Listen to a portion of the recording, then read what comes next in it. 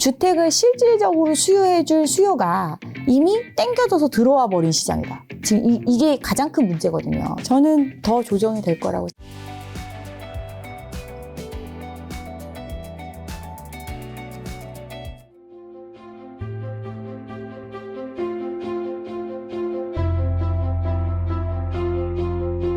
그리고 이번 주에 이제 총선 있잖아요. 네. 이 영상이 빠르게 올라가면 이제 총선 전날이나 아니면 총선쯤에 올라갈 텐데, 총선 끝나고 부동산 시장의 변화라든가 앞으로 부동산 정책 어떻게 될까요, 이제? 총선이라는 이슈가 있기 때문에 어떻게 보면 우리가 지금 매스를 대야 되는 부분들에 대해서 조금은 이연시켜 놓은 상태라고 볼 수 있습니다. 작년에 이제 정책 대출을 많이 해주고 또 분양이나 청약 조건을 완화시켜주고 뭐 실거주 의무에 대한 것도 유예해주고 뭐 이런 많은 시장의 어떤 수요자로서 참여할 수 있는 유인책을 굉장히 많이 풀어줬거든요. 그 이유가 PF 시장에서 문제가 발생을 했기 때문입니다. 그러니까 레고랜드 사태 때문에 채권 시장의 경색이 왔고 또 자금을 구하고자 하는 PF 사업도 결국은 그 자금 시장에서 자금을 끌어들여야 하는 입장인데 그런 부분에 자금 조달이 안 되는 상황. 그렇게 되면 여기에 돈 빌려줬던 주체들한테 어떤 문제가 발생할 수 있으니까 이 물건을 사줄 수 있는 수요를 만들어주기 위해서 정책을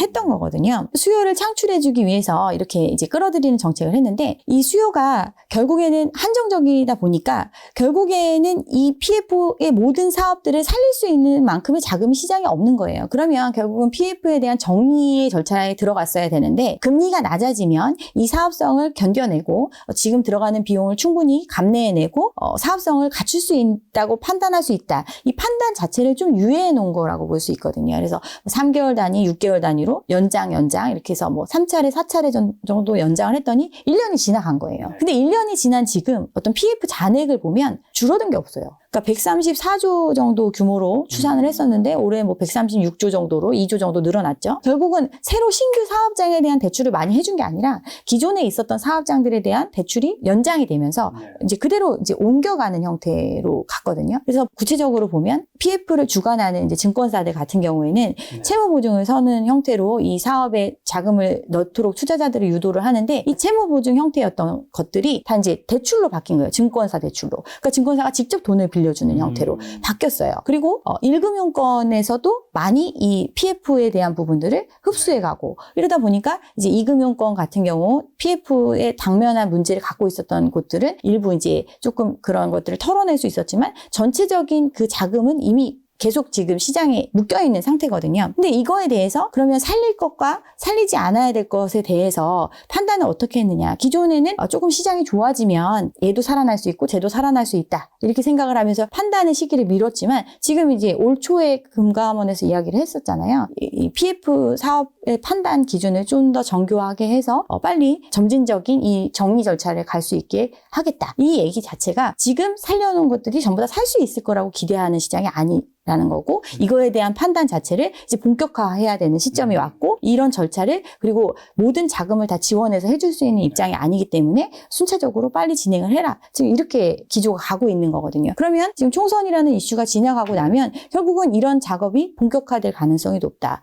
그러면 시장의 실질적인 충격으로 이어질 수 있다라고 저는 판단을 합니다. 지금 가장 먼저 손을 들었던 게 태형건설이잖아요. 태형건설 같은 경우도 이제 PF 사업장들에 대한 부실 부분들 이런 어떤 손실 부분들을 정리하기 위해서 지금 실사를 하고 있는데 지금 그 안에서도 굉장히 빨리 정리가 안 되고 있는 거예요. 예를 들면 판단을 했을 때 사업성이 없다라고 판단을 하지만 우리 사업장도 지원해주면 살아날 수 있다. 이렇게 하니까 정리가 안 되고 그 규모를 측정할 수 없으니까 얼만큼의 자금을 투여할지 이걸 어떻게 정리를 할지에 대해서 판단을 아직 못하고 있는 상태거든요. 지금 제일 먼저 손을 든 회사조차 아직 지금 초기 단계에 있는 상태고 앞으로 그럼 이제 계속해서 벌어질 사업장들이 굉장히 많이 있기 때문에 이런 부분들이 전반적인 부동산 시장에 조금 큰 영향을 줄 수 있는 올해는 그런 거라고 생각을 합니다. 자, 그럼 이렇게 시장을 보시는 간평사님께서는 올해 부동산 집값 어떻게 보시나요? 수도권, 전국까지 다 보기 힘드니까요. 수도권, 서울. 저는 더 조정이 될 거라고 생각합니다. 어느 정도나 되는 건가요, 도대체 그러면? 기본적으로 그러니까 우리가 과거의 가격을 유지를 해주려면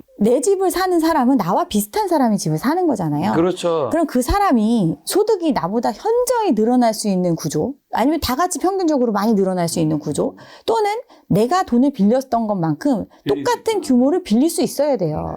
그 전제가 실행되지 않는 시장이거든요. 그렇기 때문에 조정이 될 수밖에 없는 거죠. 지금 그러면 대출은 과거보다 어려졌다고 친다면 소득이 뭐 그럼 줄었나요? 소득이 좀 늘어가지고 우리가 이제 GDP 대비해서 105%까지 갔던 가계부채 수준이 101%로 떨어진 거거든요. 소득이 이제 좀 일부 상승을 했지만 근데 실질적인 소득을 보면 오히려 더 떨어졌어요. 그만큼 이제 우리가 벌어들이는 소득 중에서 바로 떼어버리는 비용들이 있잖아요. 그 중에 가장 큰 부분이 금융비용입니다. 대출에 대한 대가. 근데 이게 금리의 상황이 굉장히 상당 부담이 기간 커졌겠죠. 예, 부담이 커지고 있는 상태고 또 경우에 따라서는 내가 과거에 빌렸었던 자금을 오롯이 유지하기가 힘든 상황에 처하고 있습니다. 소득이 좀 늘었을지 몰라도 실질 소득은 낮아졌다라는 거죠. 그리고 과거에 내가 빌려서 유지했던 자금의 규모를 계속해서 유지해가기 어려운 상황인 거죠. 과거에는 DSR의 적용을 안 받고 돈을 빌려 썼는데 이제는 DSR이 전면적으로 적용이 되고 또 스트레스 DSR이 도입이 되면서 조금 더 엄격한 기준으로 적용을 받다 보니까 내가 예전에 아무 문제 없이 5억을 빌렸었다면 소득이나 어떤 신용도에 따라서 5억이 아니라 4억 8천, 4억 5천 이렇게 일부를 갚아야 되는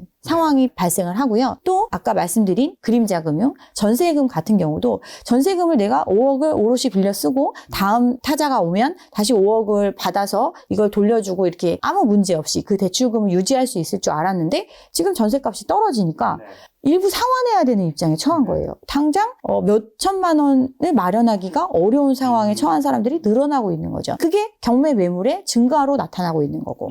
네. 조금은 어느 정도 조정? 그러니까 뭐 폭락을 생각하신 건가요? 그냥 어느 정도의 조정을 생각하신 건가요? 근데 집이라는 게 자기가 갖고 있는 가장 마지막 자산이고 보루고 지키고자 하는 부분이기 때문에 견딜 수 있는 사람들의 입장에서는 버티겠죠. 그리고 일부 거래가 이루어지면 그거보다는 호가를 낮추지 않는 현상. 그럼 조사되는 가격 자체는 그렇게 많이 떨어지는 모습이 나타나지는 않겠죠. 결국에는 금매로 이루어지는 가격, 또 경매에서 낙찰되는 가격 이런 것들이 큰 폭의 하락을 보이는 모습이지 실질적으로는 완만한 하락세를 보일 거라고 생각합니다. 지금 경매 위주에서 요즘 경매가 그렇게 많이 쌓이고 있다던데 어느 정도 많은 거죠? 2013년도 이후 지금 10년 만에 최대의 수치를 보이고 있고요. 더 큰 문제는 지금의 이제 경매에 내몰린 물건들은 이미 1년 전에 발생한 물건들이라는 데 있습니다.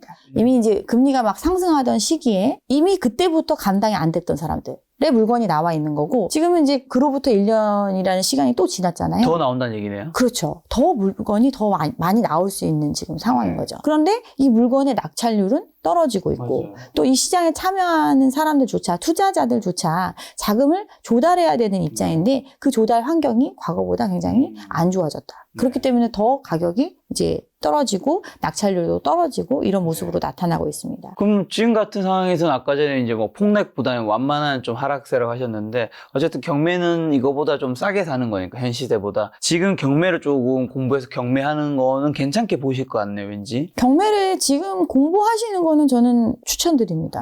왜냐하면 지금 공부를 한다고 해서 바로 어떤 실행을 할 수 있는 건 아니거든요. 그렇지만 이제 시장에 대한 기본적인 이해도나 어떤 물건을 내가 정말 살 수 있는 기회가 왔을 때 참여할 수 있는 준비를 하는 과정이기 때문에 미리 공부하는 거에 대해서는 적극 지금 경매 추천드립니다. 공부해서 하반기쯤에 그 하반기의 시세보다 한 10에서 20% 정도 싸게 사요. 그런 건 좀 어떻게 해요? 제가 이제 지금 이제 물건을 사시려고 하시는 분들한테 항상 말씀을 드리는 게 이게 상황이 안 좋아지거나 또는 금액이 지금 내가 산 가격보다 떨어지더라도 이 부동산이 주는 효용, 즉 뭐 월세를 논다거나 아니면 나중에 내가 사는데도 이 정도의 비용은 충분히 지불할 수 있고 기꺼이 감당 가능할 수 있는 수준이라면 언제 들어가도 상관은 없습니다. 그렇지만 전반적인 시장 자체가 불과 한 5년의 기간 동안 두세 배 가까이 호가든 대출의 규모도 그만큼 늘었고 또 그만큼 높은 가격을 형성했던 가격에서 10% 떨어진다고 해서 과연 그게 정말 적정 가격일까요? 20% 떨어진다고 해서 과연 그게 적정하다고 볼 수 있을까요? 이런 것들을 고민을 해보시라는 말씀인 거죠. 다시 부동산 상승 사이클 오긴 오나요? 근데 이제 부동산이라는 거는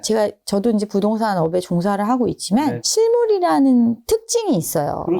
결국 이게 꼭 물건을 사고 뭐 주식처럼 샀다가 팔면 시세 차익을 볼 수 있고 자본이득을 볼 수 있고 이런 게 아니라 이 물건을 내가 보유함으로써 얻는 이익이 있는 거거든요. 거기서 장사를 할 수도 있는 거고 세를 놓을 수도 있는 거고 또 이걸 내가 다시 개발을 해가지고 뭐 다른 걸 만들 수도 있는 거고 이런 실질적인 물건이거든요. 그래서 정말 좋은 부동산 투자는 샀다 파는 게 아니라 좋은 물건을 적정한 가격에 남들보다 싼 가격에 사서 장기간 보유하는 투자라고 저는 생각을 합니다. 제가 이제 부자분들도 많이 만나고 하잖아요. 보면 사는 건 봤어도 잘 팔지 않아요. 진짜 좋은 물건은 비교적 상대적인 우위 그리고 참여 시점이라든가 이런 부분들에 있어서 지금 판다고 해서 시세 차익이 엄청나다고 해서 그 차익을 주고 더 좋은 물건을 살 수 있다. 이런 판단이 들지 않는 한 계속 보유하고 가는 물건이거든요. 네. 그러니까 그런 좀 개념을 가지고 부동산 투자에도 관심을 가지셨으면 좋겠습니다. 근데 이제 뭐 그런 분들은 워낙 자산가고 또 내가 계속해서 버는 돈도 많으니까 그런 것들을 계속해서 이제 뭐 저평가된 것들 사서 모아가는 것도 있을 텐데 일반 사람들은 사실 평생에 내 집을 한 개 마련하는 것도 꿈일 수 있는 거잖아요. 그럼 그런 분들이라면 사실은 부동산 상승 사이클이 언제 오는 거를 알고 난 다음에 좀 사는 게 도움이 될 텐데 상승 사이클이 앞으로 온다면 언제 오는지 만약에 앞으로는 좀 대한민국에서 이제 이 구조상 인구도 떨어지고 하니까 쉽지 않을 것 같은 건지. 그래서 이제 주거용 부동산 같은 경우는 사실은 주거에 대한 효용 가치를 굉장히 중요하게 생각을 합니다. 저는 저뿐 아니라 이게 기본적으로 가격을 판단할 때도 그렇게 판단을 하는데 지금 우리가 집을 꼭 내 평생 집을 하나 마련하겠다 이렇게 바라보는 시장이 아니에요. 이 집을 사면 내가 정말 어떤 이 자산 상승에서 뒤처지지 않고 더 큰 부를 이룰 수 있다. 어떤 부의 양극화 시대에 나는 소외되지 않을 수 있다. 이런 뒤처지지 개념으로 않겠다. 그렇죠. 이런 개념으로 지금 집을 사는 시장이었거든요. 그러니까 무리를 했던 거고. 네. 근데 주거 상품 같은 경우는 정말 그렇게 무리할 이유가 없는 상품이거든요. 그냥 내가 사는데 문제 없으면 되는 거잖아요. 네. 근데 이 주거 시장이 뜨거워졌던 이유가 개발의 이슈가 있었기 때문이에요. 기본적으로. 그러니까 일반적인 주거용 부동산은 그렇지 않았었는데 아파트, 도심의 아파트 같은 경우, 도심 같은 경우는 새로 주택을 공급할 수 있는 큰 부지를 마련하는 게 굉장히 어려워요. 땅에 이미 부동산들이 다 차지하고 있기 때문에 그런 개발이 어려운데 개발이 가능한 거는 정말 낡고 오래된 아파트 같은 경우는 이거는 아파트로서의 효용이 있는 게 아니라 그 땅이 갖고 있는 가치가 있었던 거거든요. 그렇기 때문에 재건축 아파트 또는 재개발의 주택 이런 것들을 가지고 있으면 나중에 어떤 개발 이익을 향유할 수 있는 새로운 아파트를 분양받고 시세 차익을 볼 수 있는 이런 그러니까 개발의 이슈가 있기 때문에 그 부가가치가 생기는 물건들이 이 집에 있었던 거예요. 그런데 이 집들의 가격이 그러니까 올라가니까 그걸 보고 이제 주변 집값도 올라간다고 해서 구축을 샀는데 구축 같은 경우는 사실 이게 개발이 불가능한 집들이 굉장히 많거든요. 그러니까 개발이 가능하려면 내가 이제 들어가는 돈 대비해서 이익이 있다라고 판단이 돼야 그 다수의 의견을 모을 수가 있는데 그렇지가 않잖아요. 지금 새로 지어지는 집을 사는 것보다 지금 갖고 있는 집에 비용을 부담하면서 사는 게 훨씬 더 싼 게 아닌 구조이기 때문에 그렇기 때문에 개발이 어렵고 그만큼의 부가가치가 기대되지 않는 상품들에 대해서도 지금 과열기에는 너무나 이제 과열이 됐던 거죠. 그렇기 때문에 이제 부동산에 대해서 언제 지금 좀 가격이 떨어지니까 투자해도 좋지 않냐 뭐 이런 얘기를 하시는 분들도 돈이 많은 사람들이나 그런 걸 하지 없는 사람들은 못 하지 않냐. 근데 좀 다른 개념으로 말씀을 드리면 이제 제가 아는 분 얘기를 하나 하면 돈 많은 분. 아니요, 돈이 많은 분은 아닌데 알겠습니다. 그냥 일반적인 직장인이에요. 네. 근데 그분은 어떤 걸 하시냐면 구로나 이제 뭐 지역을 특별히 얘기하긴 그렇지만 이제 사람이 많은 지역, 좀 이제 가격이 좀 낮은 오피스텔이나 원룸 형태, 주거 공간 이런 것들을 매집을 하십니다.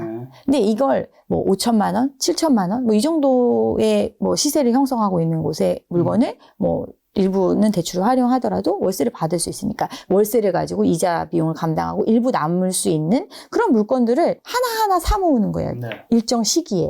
좀 가격이 떨어지고 거래가 뜸한 시점에 적정 자기가 생각했을 때는 이걸 계속 보유하고 가더라도 충분히 월세를 통해서 몇 년 안에 원금을 회수할 수 있는 이런 물건들을 사시는 분들이 있거든요. 그런 투자가 부동산을 활용한 투자인 거죠. 이런 물건들은 그냥 누군가 내가 지금 산 것보다 비싸게 사줄 사람이 나타나서 이익을 보는 게 아니라 실질적으로 당장 이걸 빌려주면 50만 원, 100만 원 나오는 것들인 거거든요. 그럼 실질적으로 수익이 발생을 하잖아요. 그렇죠. 이런 어떤 기본적인 현금 흐름을 줄 수 있는 상품들에 대해서 적정 가격 수준, 내가 이 금액을 은행에 이자를 받는 것보다 훨씬 더 많은 이익을 볼 수 있는 물건들을 찾아서 사면 되는 거죠. 그런 투자가 진짜 투자 아닐까요? 자, 그러면 어쨌든 이제 집에 효용 가치가 있으면 그래도 내가 감당할 수 있다면 언제든지 사도 괜찮다고 말씀해 주셨는데, 어쨌든 이 영상을 보는 분들은 이제 그런 것들은 알겠고, 네. 그럼에도 불구하고 어쨌든 조금 더 적절한 타이밍에 내가 너무 뭐 바닥까지 잡는 걸 바라기보다 너무 비싸진 않게 쌌으면 좋겠다는 생각을 많은 분들이 가지잖아요. 그러면 이제 내 집 마련이나 뭐 다시 집을 사도 되는 시기, 집값 좀 바닥을 잡는 조금이라도 힌트가 있다면 뭐가 있을까요? 제발 좀 사람들의 관심이 없을 때 네. 관심을 가지셨으면 하는 게 일단 기본적인 전제고요. 두 번째는 시장 자체가 우리가 전체적인 보편적인 시장을 이야기하지만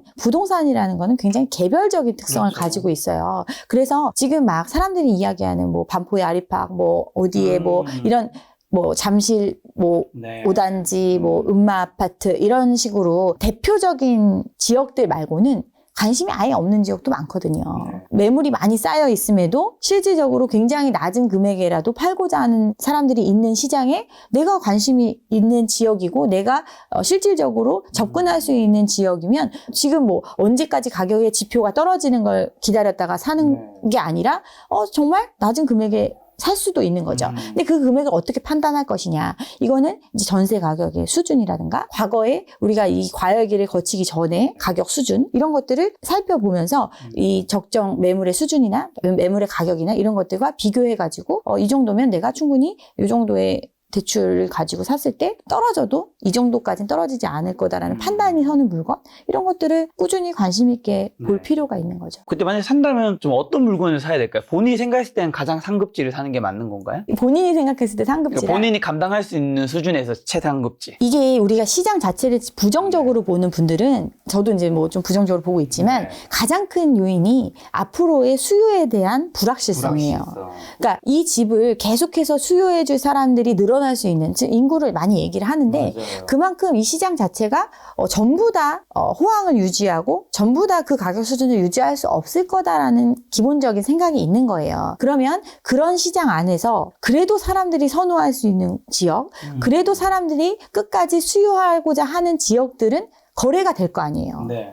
그런 지역들을 선별을 해야 되는 거죠. 네. 그러면 이제 집을 사도 어떤 집을 선호하게 될 것인가 이런 문제잖아요. 그러면 결국 도심이 되는 건가요? 꼭 도심이어서 되는 게 아니라 기본적으로 단지 규모가 어느 정도 되고 관리가 어느 정도 되고 그리고 여기에 어떤 기본적인 인프라 뭐 학군이라든가 뭐 우리가 정말 생활하면서 필요한 시설들이 근거리에 있는지 요즘엔 뭐 교통 거기에 뭐 아파트에 커뮤니티도 들어갈 수 있겠죠. 그렇죠. 뭐 이런 부분들이 다 갖춰져 있는 그런 아파트가 선호될 수 있죠. 근데 그 아파트의 가격이 사람들이 여전히 수요하는 지역이니까 가격이 쉽게 떨어지지 않을 거 아니에요. 그러면 그거보다 상대적으로 한두 가지가 빠지는 지역이 더 소외되어 있지 않는가 이런 걸 판단을 해야 되는 거죠. 그러면 우리가 진짜 사는 데 있어서 커뮤니티 있어도 안 쓰는 사람이 엄청 많아요. 그렇죠. 어떤 지역 같은 경우는 꼭 뭐 인피니티 풀을 넣는다든가 뭐 수영장을 넣는다든가 하지만 실질적으로 이런 걸 넣는 게 다 돈이거든요. 그렇죠. 그리고 공용 제가 관리비로 나와요. 어떤 데는 수영장은 있는데 수영장에 물이 없다고.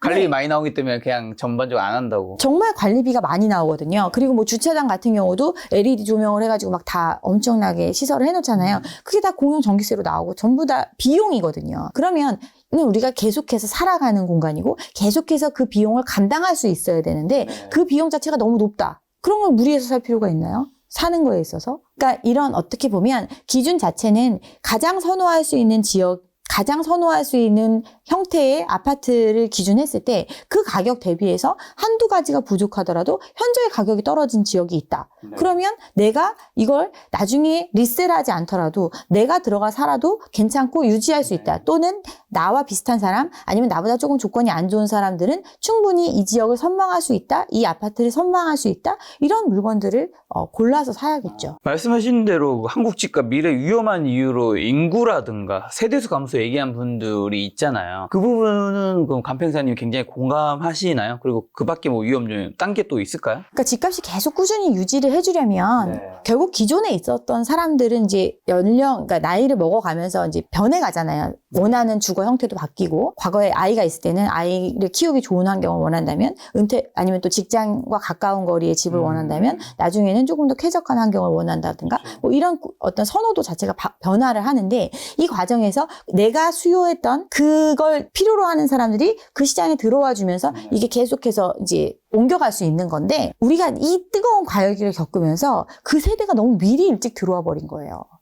지금 시장. 들어와야 될 사람들이. 지금 우리가 자본을 어느 정도 모으고 이 감당할 수 있는 빚을 지고 내가 애를 키울 나이에 이 지역에 들어와서 수요해줘야 되는 사람들이 나중에 못 살 것 같다라는 불안감에 이미 집을 다 사버린 거예요. 작년에 30대인가 40대가 집을 되게 많이 사셨다. 그 30대, 40대가 어디 가서 샀느냐? 신축 사야 된다고, 분양받아야 된다고, 경기도권, 뭐 수도권에 다 가서 샀잖아요. GTX 호재를 얘기하면서 엄청 비싸게 분양하는 것들 다 분양받았어요. 그만큼 주택을 실질적으로 수요해줄 수요가 이미 땡겨져서 들어와 버린 시장이다. 지금 이게 가장 큰 문제거든요. 그러면 지금 세대수 부분도 이야기를 하는 게 세대수는 늘었잖아요. 1인 가구가 늘었잖아요. 그렇죠. 1인 가구가 소득 수준 자체가 물론 1인 가구 중에서 굉장히 많이 버는 분들도 있겠지만 대부분 2인 가구보다 작을 확률이 높죠. 그렇지만 80%에서 90%가 굉장히 저소득층이 1인 가구를 차지하고 있거든요. 도심에 잘 나가는 지역 같은 경우는 그 비중이 조금 높을 수는 있겠지만 기본적으로 전체적인 세대수 중에서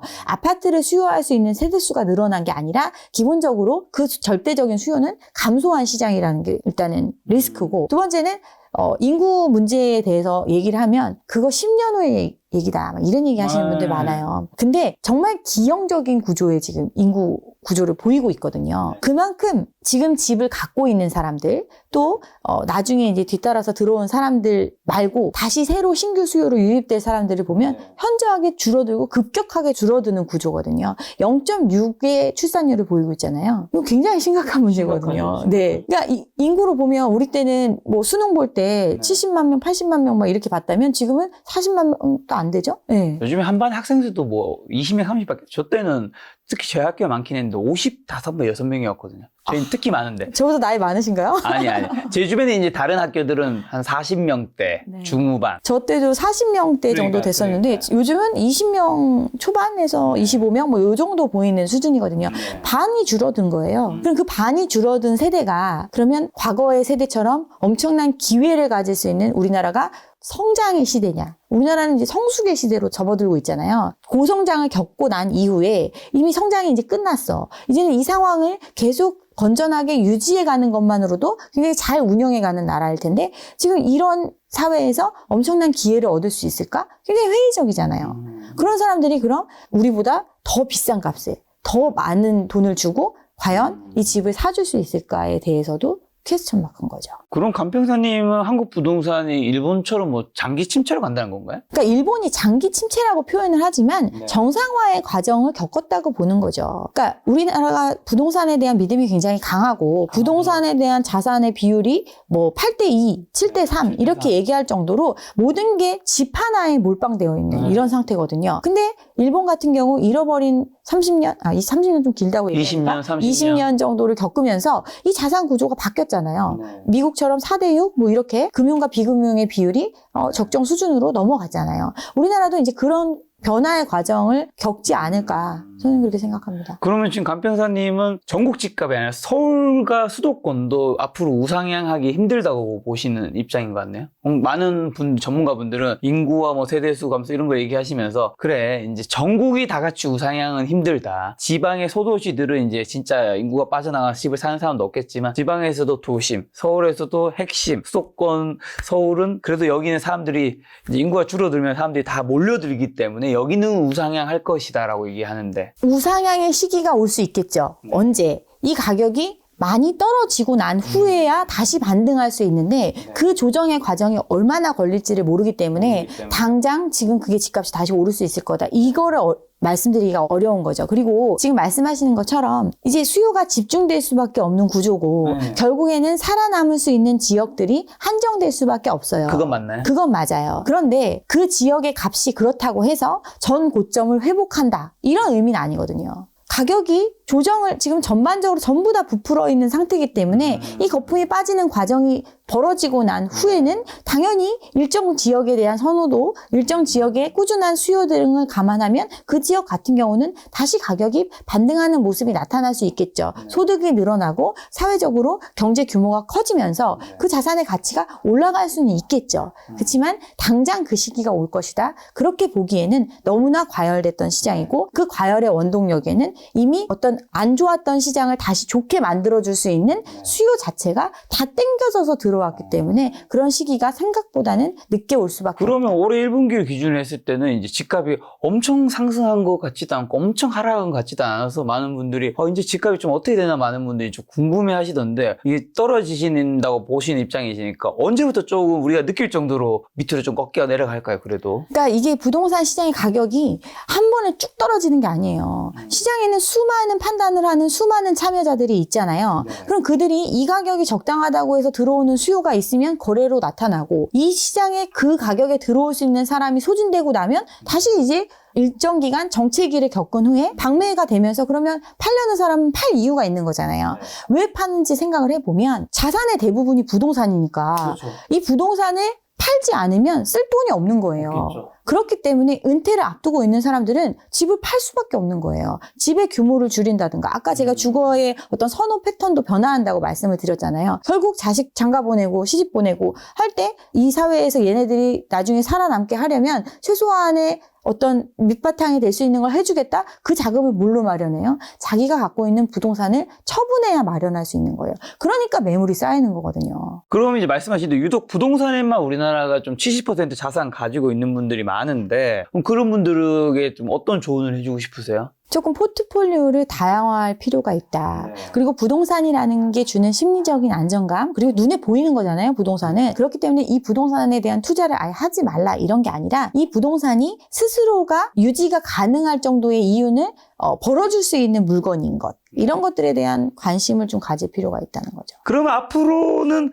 소액으로 많은 부동산 매입하는 방식인 이제 갭 투자 같은 것들이 당분간은 좀 일어나기 쉽지 않겠네요. 갭 투자라는 거는 레버리지를 극대화하는 투자 방법이잖아요. 그렇죠. 결국은 근데 그 레버리지를 극대화한 상황이 됐을 때 계속해서 시장에서 잘 팔리고 또 금방금방 환가할 수 있는 상황이어서 빚을 금방금방 갚아낼 수 있다. 그러면 갭 투자를 계속 할 수 있겠죠. 근데 지금은 그렇지가 않으니까 이걸 갚지 못해서 지금 깡통 전세가 나오거나 역전세가 나오는 게 돈을 빌려줬는데 돌려달라고 하는데 못 돌려주는 거야. 많이 있죠. 누가 다시 들어와서 그 가격에 살아준다고 해야 그 돈을 돌려줄 수 있는 거예요. 맞아. 이게 가장 큰 문제거든요. 그래서 이 부분에 대해서도 지금 이제 사회적으로도 되게 많이 인식이 되고 있기 때문에 어떤 논의가 돼야 되지 않을까.